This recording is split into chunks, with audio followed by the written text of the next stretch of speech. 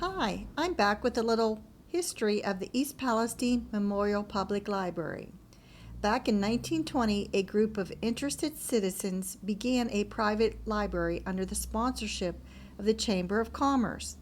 It opened with 500 books on its shelves and operated entirely by contributions. For 14 years, library records show. The first librarian was Elaine Eaton. Volunteers were scheduled to work at the library for no pay.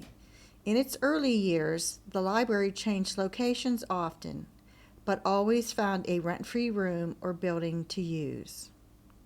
The current location at 309 North Market Street was not built until 1952.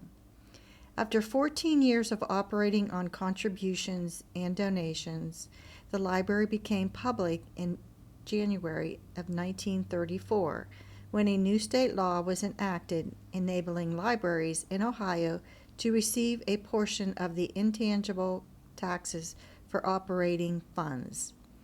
2 years after it was formed, the library board began making plans to build its own library building. The goal of having a new building remained strong despite some setbacks. 3 times, city voters turned down levies for money to build a library.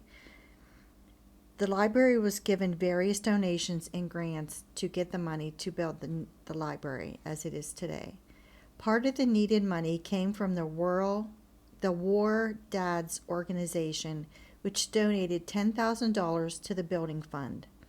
Another $18,000 came from the estate of Forbes Chamberlain, who had specified in his will that if the library didn't already have a building, part of his estate would go toward that project.